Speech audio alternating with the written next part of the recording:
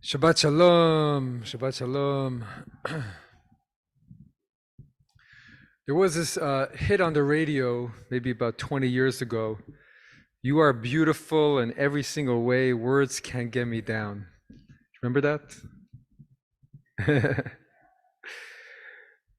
Could have come from many decades, right? But really touching song in its own way, really about the importance of feeling beautiful, which on one hand is just really a part of our culture. Most world cultures have this sense of uh, aesthetic, of the one should look beautiful or handsome outwardly. Um, and there are so many ways that our senses revel in beauty. Beauty is such an important part of our world. Last week, our family went to the MSI, the Museum of Science and Industry, and there was an exhibit that showed how there are certain patterns in nature, like the spiral and the beehive, that are present in human beings, but then become the foundation of architecture and of so much art. And so that beauty we see is really also reflected in the world around us and in the beauty of creation. And there are those who have that gift, as we were reading this morning in the Parsha, to bring out that beauty in physical spaces and in other people and in themselves.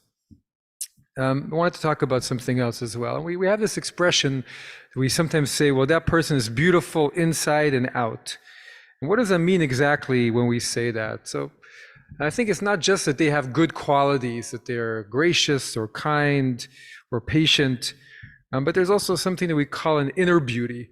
And that's when there is a sense of harmony that shines through from the inside, and that complements the outer appearance, even lifts it up even more, brings it to life. And then maybe the inner beauty has something to do with where a person's well-being is, and if they're feeling right within themselves. And for that type of beauty, the outer doesn't actually matter very much, because when you have that sense of inner beauty, it can make anything look as it should be. When we don't feel beautiful, and then everything gets us down, as the words of that song. And when we do feel beautiful, no words can get us down. And so the Hebrew word for that kind of inner beauty is tiferet. And we say this in the morning blessings. It's one of our blessings of gratitude or of aspiring to our day. And we say, who crowns the people Israel with tifara, tiferet, where sometimes they translate as glory, but it's really beauty. And so we pray that God beautifies the people Israel, gives that sense of inner beauty. And it's different than to be yafeh, right, which is the more traditional word for beauty, physical beauty.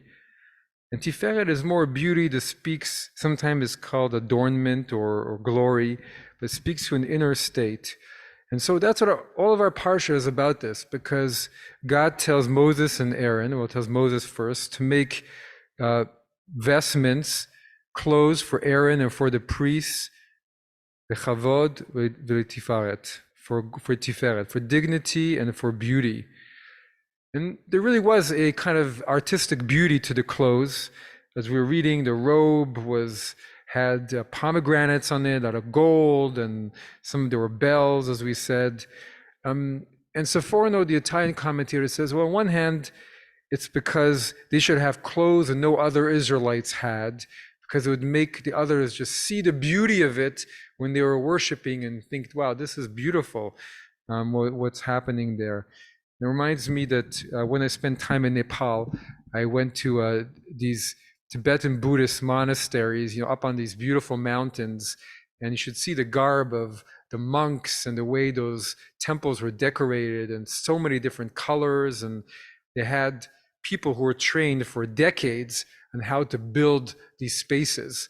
And they would build them a specific way and make all the colors coordinate with each other.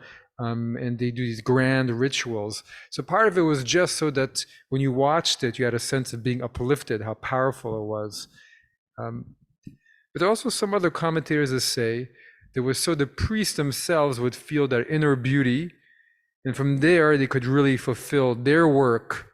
They could fulfill their work of uplifting other people amongst them. So my father, Rabbi Glick, teaches a weekly meditation. And in one of these meditations, it's all about the tree of life and the sefirot. Right, the tree of life, which maps out the cosmic forces and energies in our world. And what's the very middle of the whole Kabbalistic tree?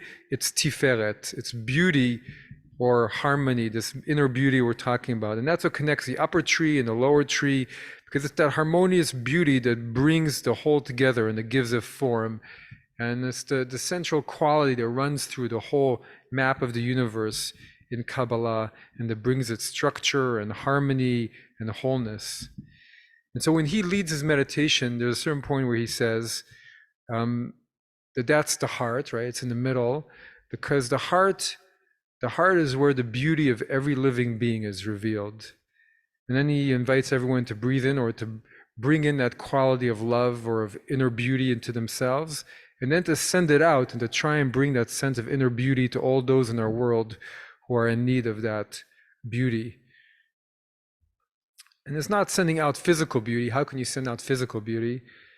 But it's trying to awaken that quality of inner beauty, of feeling loved and cherished, which is really the basis of human well-being.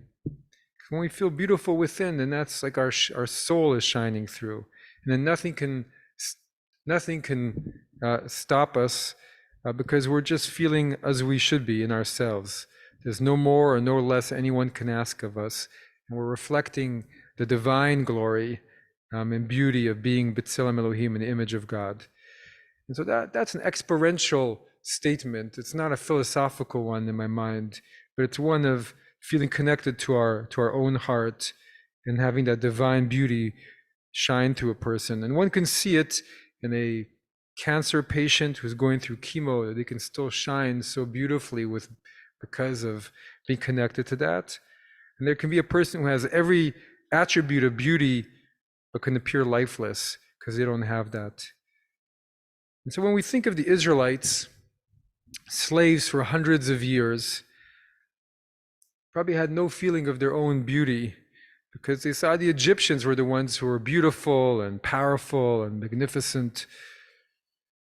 And so when we go through hardship, we often lose that sense of the beauty of our own being. And in fact, maybe that's what all oppressors try and do, is take away the beauty of other people and take away their own experience of their inner beauty.